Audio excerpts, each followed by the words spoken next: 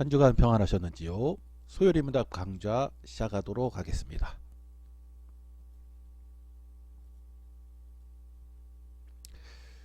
저희는 현재 기독론 중심으로 함께 공부하고 있습니다. 소요리문답 21번부터 28번 항목입니다. 오늘은 기독론 가운데 7번째 항목인 제사장 사역에 대해서 함께 공부하도록 하겠습니다. 소요리문답은 25번 항목입니다. 오늘 주제 제사장 사역 함께 살펴보고자 하는데, 먼저 소요리문답 질문 25번을 함께 읽도록 하겠습니다. 먼저 질문입니다. 그리스도가 제사장의 직무를 어떻게 수행하십니까? 영어 원문은 How does Christ execute the office of a priest? 로 되어 있습니다.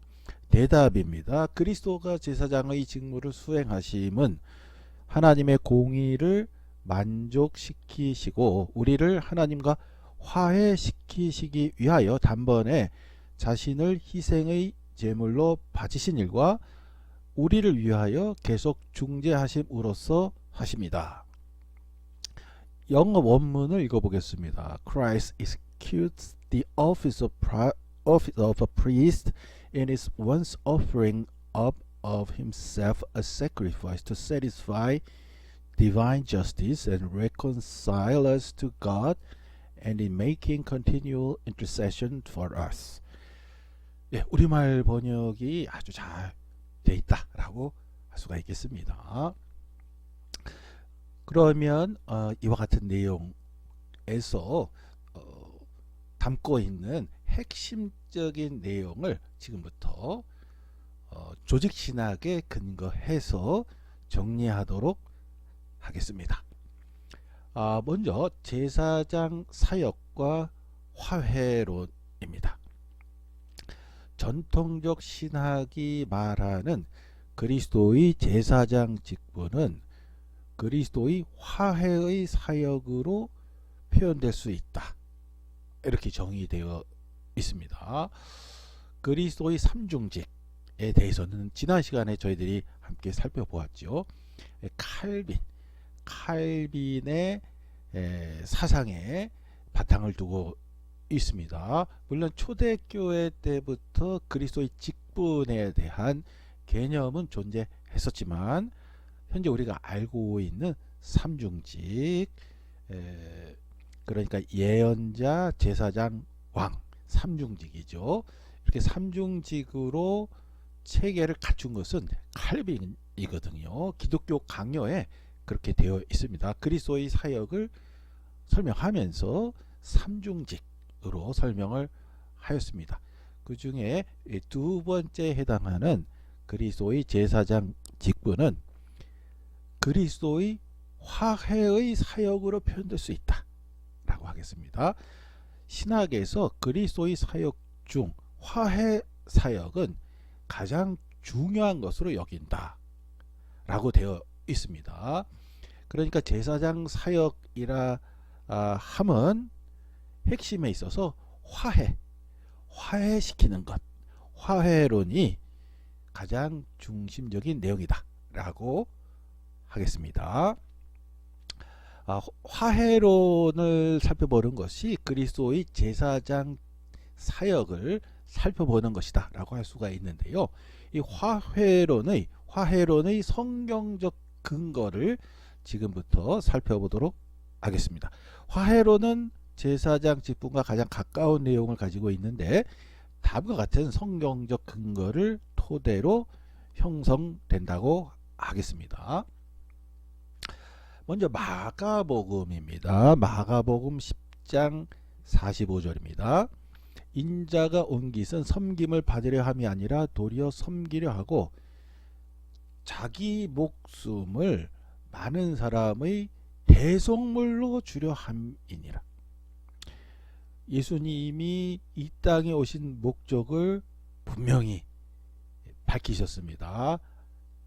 자기 목숨을 많은 사람의 대속물로 주려 함이니라. 라고 분명히 말씀하셨습니다.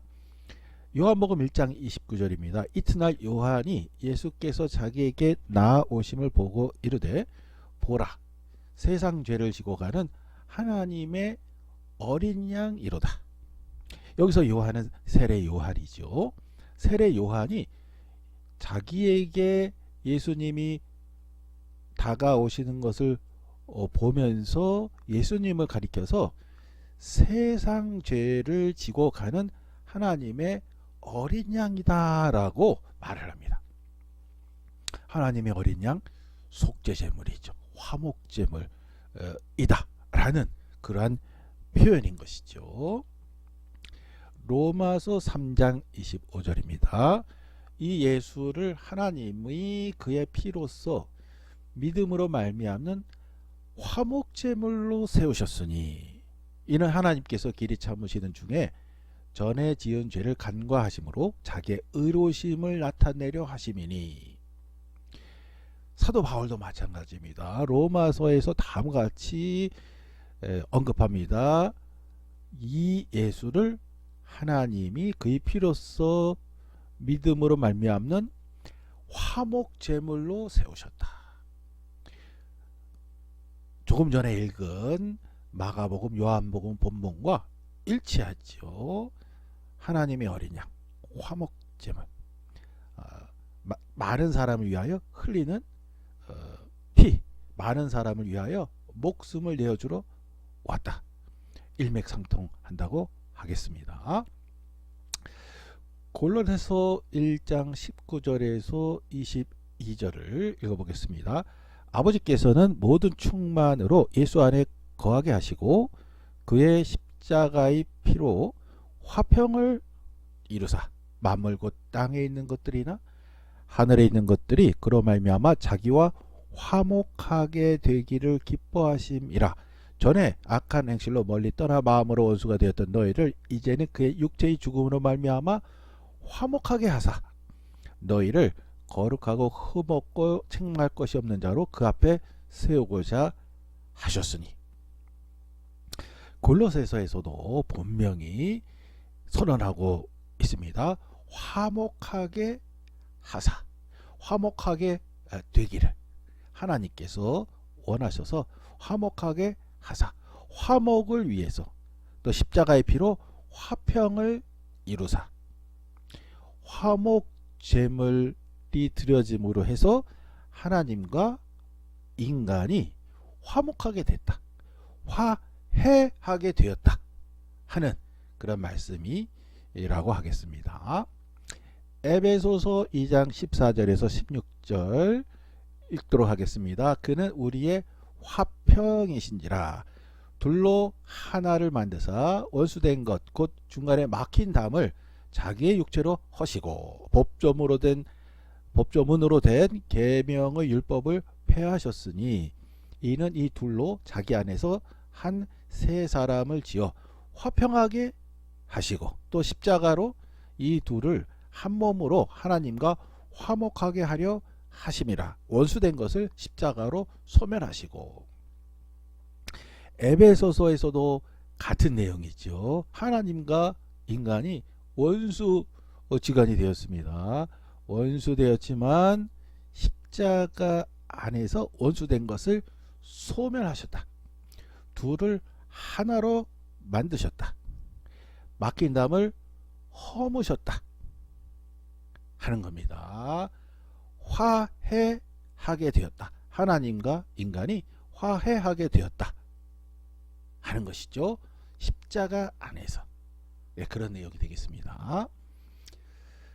로마서 5장 6절에서 11절 읽도록 하겠습니다. 이번에는 세번역 성경으로 본문을 읽도록 하겠습니다.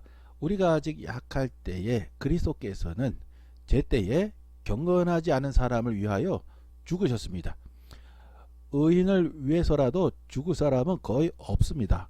더욱이 선한 사람을 위해서라도 감히 죽을 사람은 드뭅니다. 그러나 우리가 아직 죄인이었을 때에 그리스도께서 우리를 위하여 죽으셨습니다. 이리하여 하나님께서는 우리들에 대한 자기의 사랑을 실증하셨습니다. 그러므로 지금 우리가 그리스도의 피로 의롭게 되었으니 그리스도로 말미암아 하나님의 진노에서 구원을 얻으리라는 것은 더욱 확실합니다. 우리가 하나님의 원수일 때에도 하나님의 아들의 죽으심으로 말미암아 하나님과 화해하게 되었다면 화해한 우리가 하나님의 생명으로 구원을 얻으리라는 것은 더욱더 확실한 일입니다. 그뿐만 아니라 우리는 또한 우리 주 예수 그리스도로 말미암아 하나님을 자랑합니다. 우리는 지금 그로 말미암아 하나님과 화해를 하게 된 것입니다. 그리스도로 말미암아 우리가 하나님과 화해하게 되었다 라고 아주 분명하게 언급하고 있습니다. 그 전에는 우리가 하나님의 원수였는데 하나님 아들의 죽으심으로 말미암아 하나님과 화해하게 되었다 라고 분명히 밝히고 있습니다. 한 구절 한 군데 더 읽도록 하겠습니다. 고린도 후서 5장 18절에서 21절입니다. 고린도 후서 5장 18절에서 21절에서 사도 바울은 또한 다음과 같이 말씀합니다. 이 모든 것은 하나님에게서 났습니다. 하나님께서는 그리스도를 내세우셔서 우리를 자기와 화해하게 하시고 또 우리에게 화해의 직분을 맡겨주셨습니다. 곧 하나님께서 사람들의 죄가를 따지지 않으시고 화해의 말씀을 우리에게 맡겨주심으로써 세상을 그리스도 안에서 자기와 화해하게 하신 것입니다. 그러므로 우리는 그리스도의 사절입니다. 하나님께서는 우리를 시켜서 여러분에게 권고하십니다. 우리는 그리스도를 대리하여 간청합니다. 여러분은 하나님과 화해하십시오. 하나님께서는 죄를 모르는 분에게 우리 대신으로 죄를 씌우셨습니다. 그것은 우리가 그리스도 안에서 하나님의 의가 되게 하시려는 것입니다. 고린도 후서에서 사도 바울은 화해의 직분이라는 표현을 합니다. 우리에게 하나님이 화해의 직분을 맡겨주셨다.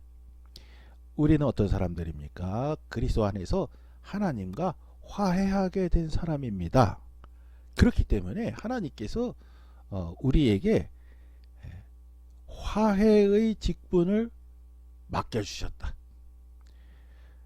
우리는 그리스도의 사절이라는 것입니다. 화해의 직분을 맡게 된 그리스도의 사절이다. 하나님과 화해하게 된 사람들이다.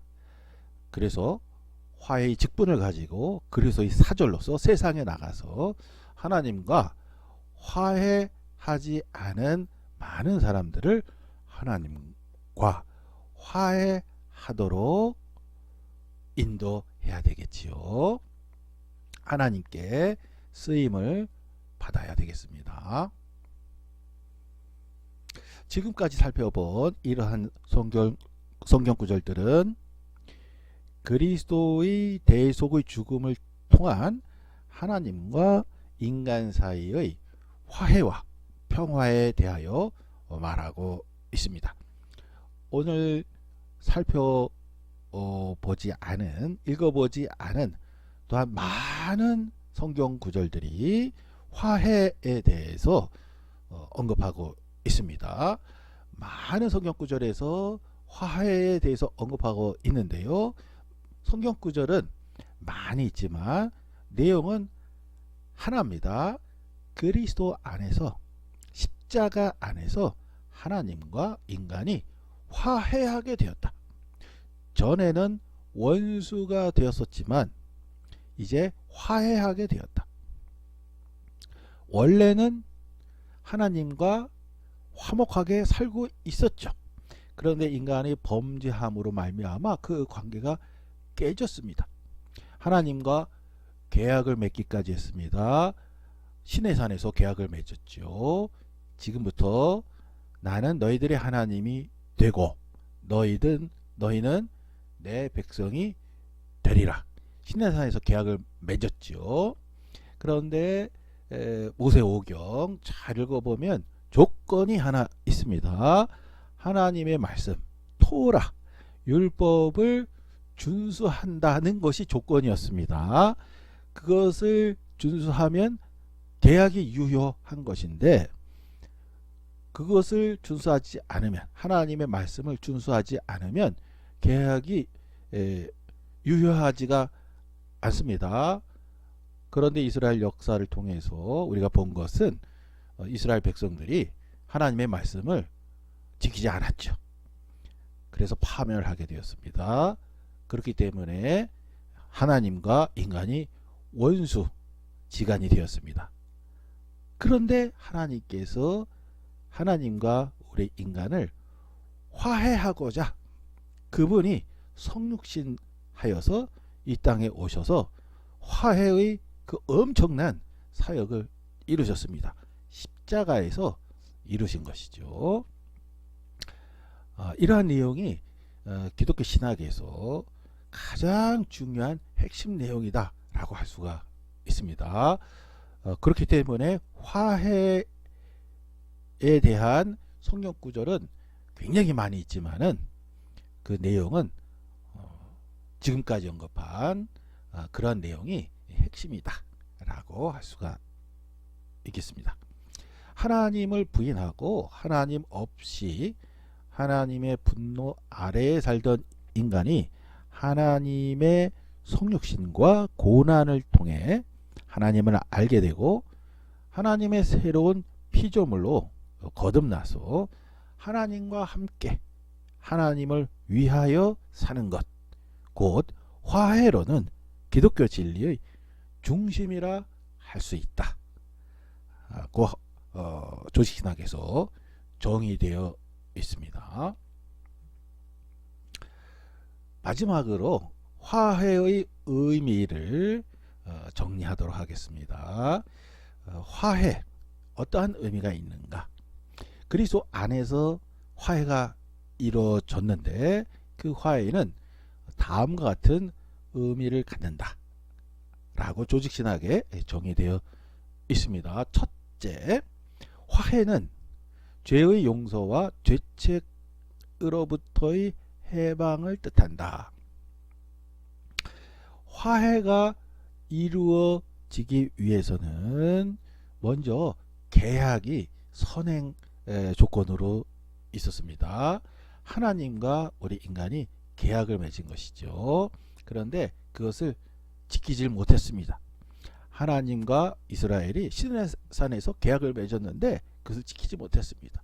여기서 이스라엘이라 함은 우리 인간을 대표로서 계약을 맺었다라고 할 수가 있는데요. 지키지 못했습니다. 그것이 바로 죄인 것이죠.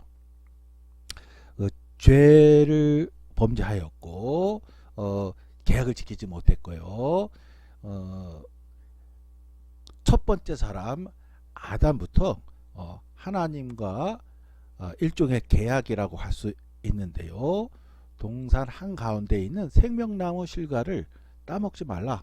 그 하나님의 말씀을 지켜야 되는데 지키지를 못했습니다. 이처럼 인간이 하나님의 말씀, 하나님과의 계약을 지키지 못했습니다. 그것이 바로 죄인 것이죠. 그 죄의 문제가 먼저 선행해서 존재합니다. 우리 인간이 지키지 못했다 하는 것이죠. 그런데 하나님께서 그 모든 것을 용서하신다. 인간의 모든 죄를 용서하시겠다. 화해를 이루기 위해서가 화해의 첫 번째 의미라고 하겠습니다. 하나님께서 인간과 화해하고 싶어서 죄 문제를 해결하겠다. 하나님의 결단이고 하나님의 행동이었습니다. 하나님께서 죄를 용서하시겠다. 계약을 지키지 못했던 그 죄를 용서하겠다. 죄를 지키지 못함으로 해서 하나님 말씀을 지키지 못함으로 해서 범죄하게 되었는데 그 결과 우리 인간들은 죄악의 왕국에 속해서 살아갈 수밖에 없게 되었습니다. 하나님의 진노 가운데에서 살아갈 수밖에 없었습니다. 죽음이 지배하는 세상에서 살아갈 수밖에 없었습니다. 그런데 하나님께서 우리 인간과 화해하시겠다. 하나님과 인간이 화해하게 되면 화해한 인간은 죄책으로부터의 해방을 누리게 되는 것이죠. 이것이 첫 번째 의미다 라고 하겠습니다. 두 번째입니다. 화해는 인간의 구원을 뜻한다. 하나님과 화해한 인간은 그 자체가 구원 받았다 라고 할 수가 있습니다. 화해라는 것은 하나님과 영원한 생명으로부터 분리시키는 세력들의 파괴적인 힘으로부터의 해방이다. 하나님과의 관계를 단절하는 장애물이 제거되었다. 이제 인간은 죄의 왕국이 아니라 하나님의 나라에 속한다 라고 정의할 수가 있습니다. 죽음은 하나님과 우리 인간 사이를 가로막는 장애물이 더 이상 되지 못합니다. 죽음과 그 어떤 것도 하나님과 우리 인간 사이에 장애물이 될 수가 없습니다. 그 이유는 하나님께서 하나님과 우리 인간 사이에 존재하는 또한 존재할 수 있는 어떠한 장애물도 모두 다 말끔히 제거하셨기 때문에 그렇습니다. 하나님과 우리 사이, 인간 사이에 그 어떤 장애물도 있을 수가 없습니다. 따라서 하나님과 그리스도의 십자가 안에서 화해하게 된 인간은 죄의 왕국이 아니라 더 이상 죄의 왕국이 아니라 하나님의 왕국, 하나님의 나라에 속하게 된 그러한 사람이 된 것이죠. 이 땅으로부터의 세상이 아니라 하나님으로부터의 세상에 속해서 사는 그런 사람들로 변하게 되었습니다. 그것을 가리켜서 구원받은 자라고 하는 것이죠. 물론 죽음 이후에 그리스도의 재림과 부활을 통해서 우리가 영원한 생명, 다시는 죽음이 없는 영원한 천국에서의 생명을 누리는 그런 궁극적 구원이 이루어질 것인데, 그런 것이 가능하게 된 것은 어디까지나 십자가 안에서 하나님과 우리 인간의 화해가 이루어졌기 때문에 비로소 가능하게 된 것이죠. 이것을 가리켜서 그리스도 안에서 새로운 계약이 성취되었다라고 표현할 수가 있겠습니다. 화해는 그리스도 안에서 새로운 계약이 성취되었음을 뜻한다 하는 것이죠. 새로운 한자로 신자, 계약, 약자, 신약이 되는 거죠. 그 전에 신에서 맺었던 옛 계약, 구약이 신약으로 대체되는 것이죠. 그런데 구약과 신약의 관계가 또한 중요합니다.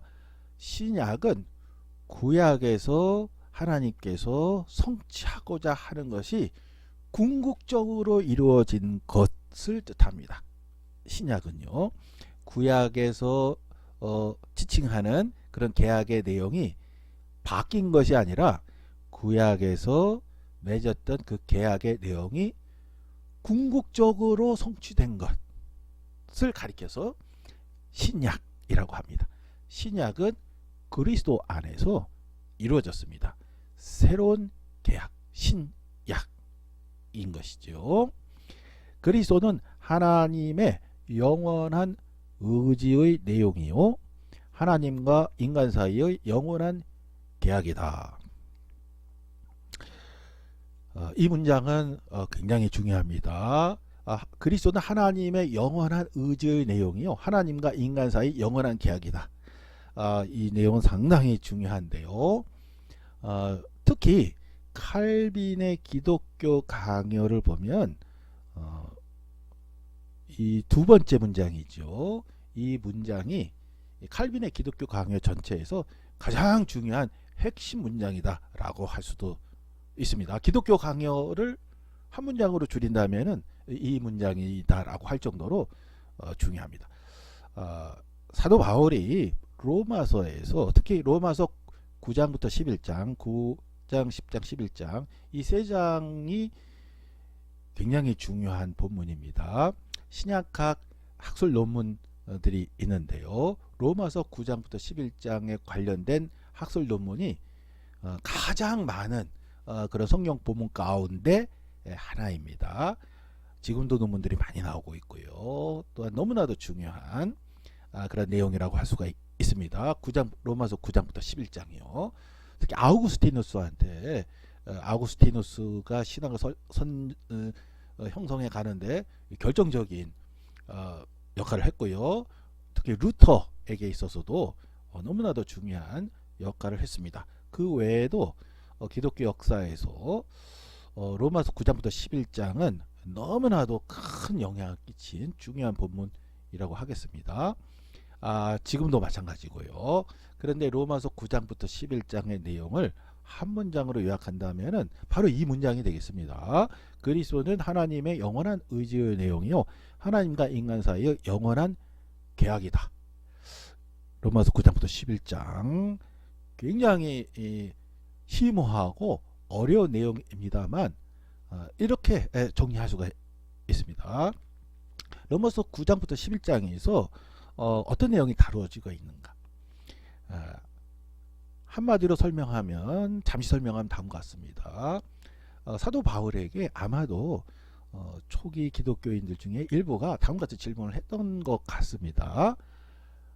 예수 그리스도가 새로운 계약, 신약이라면은 그 전에 있었던 구약은, 그러면 이스라엘이 하나님과 맺었던 계약은 파기되거나 변경된 것이라고 해야 합니까? 라는 질문이 있었던 것 같아요.